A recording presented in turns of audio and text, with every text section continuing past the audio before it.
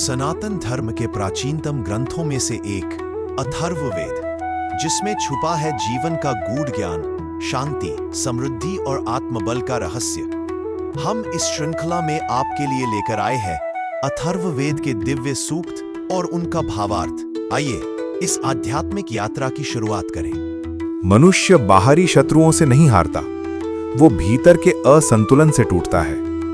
अथर्ववेद हमें सिखाता है कि रोग, भय, अशांति और दुर्भाग्य सबसे पहले मन और चेतना में जन्म लेते हैं। आज हम सुनेंगे अथर्ववेद के सूक्त 11 से 15, जहां ऋषि मानव जीवन को स्थिर, सुरक्षित और संतुलित करने का मार्ग बताते हैं।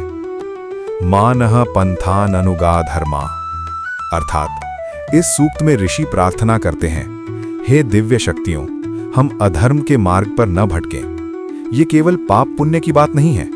अधर्म का अर्थ यहाँ है असंतुलन, अज्ञान और अहंकार। जब मनुष्य अपने कर्तव्य से हट जाता है तो वही अधर्म बन जाता है। ये सूक्त सिखाता है कि धर्म कोई कर्मकांड नहीं, बल्कि सही दिशा में चलती चेतना है। सूक्त 12, पृथ्वी धैर्य और सहनशीलता।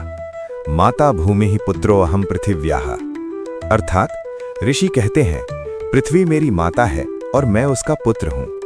ये सूक्त मनुष्य को उसकी सीमाएं याद दिलाता है।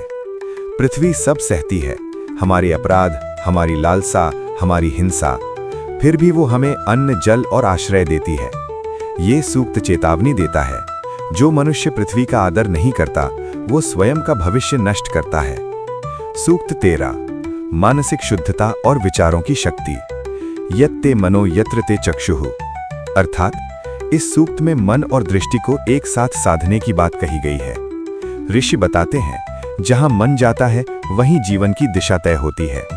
नकारात्मक विचार धीरे धीरे रोग बनते हैं, शुद्ध विचार धीरे धीरे भाग्य बनते हैं। ये सूक्त सिखाता है कि विचार ही सबसे सूक्ष्म कर्म है।